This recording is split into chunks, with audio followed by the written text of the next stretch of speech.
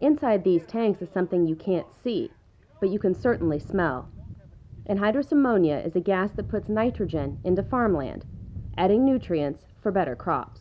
That's your main building block. There's three of them to raise a good crop is nitrogen, phosphorus, and potash, and then some trace minerals. But if you don't have nitrogen there, you just won't raise much.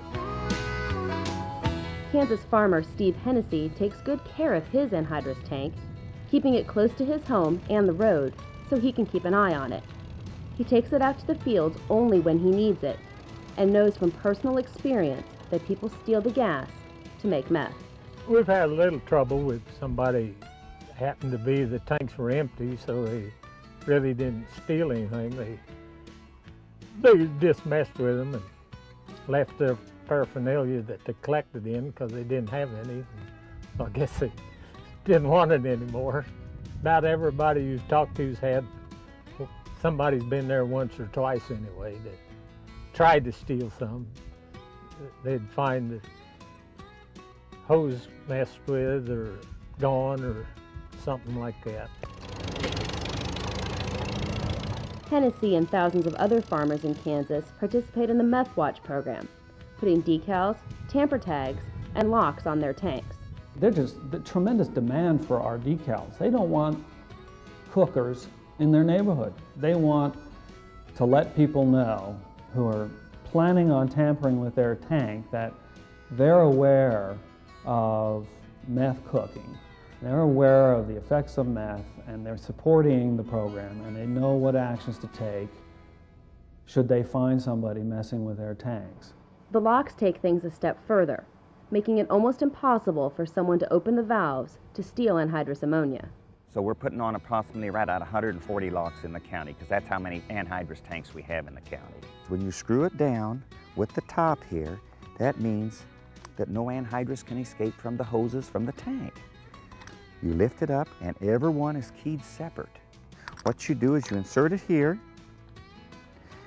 When you've got it tight, it comes out. You keep in a very safe spot. When you're ready to go to the field and put on anhydrous, you unscrew it, release the gas, full bore, but it's automatically locked in. The same locks also help at the ammonia refilling sites. STE Ag Services on the outskirts of Topeka sells fertilizers to area farmers. The company has dozens of anhydrous ammonia tanks on the property and has seen its share of theft.